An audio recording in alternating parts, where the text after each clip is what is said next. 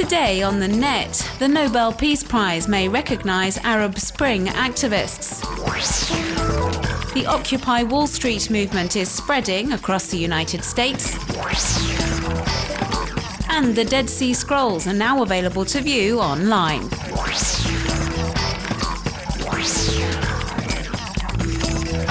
The Peace Research Institute Oslo has predicted that some of the cyber activists who played important roles in the Tunisian and Egyptian revolutions are in line for the 2011 Nobel Peace Prize.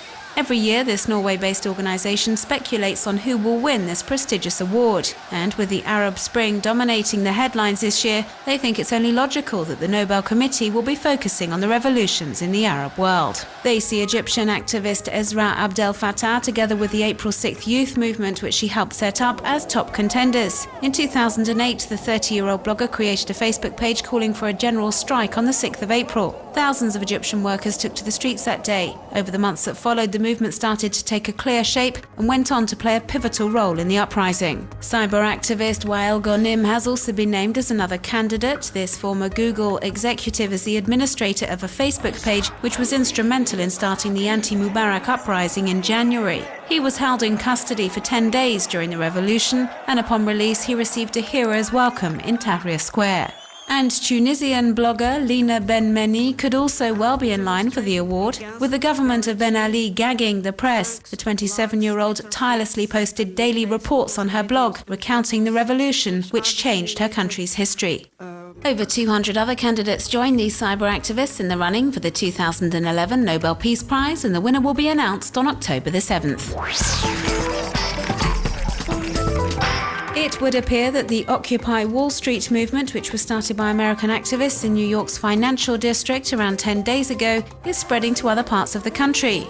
Numerous protest groups have been emerging on the web over the past few days, expressing their solidarity with the New York demonstrators and denouncing a system which they believe favors the rich to the detriment of the rest of the country. The site Occupy Together lists all the different protests being organized across the United States.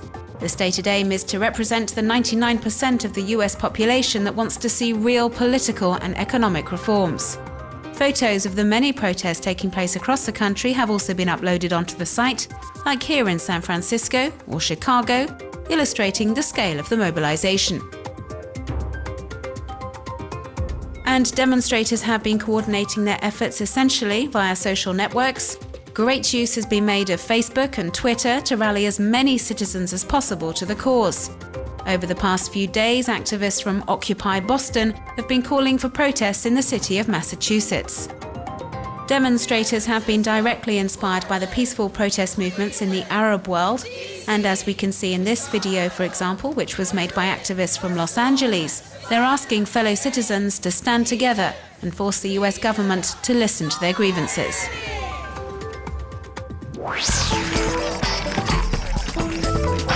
It's now possible to view 5 of the Dead Sea Scrolls online. The Israel Museum and Google have teamed up and scanned these scrolls, which are over 2,000 years old and recount important passages from the Old Testament. Discovered between 1947 and 1956, the Dead Sea Scrolls are considered to be one of the greatest archaeological finds of the 20th century. As they're now available online, the museum will no longer have to exhibit them, meaning they can be preserved in the best possible conditions.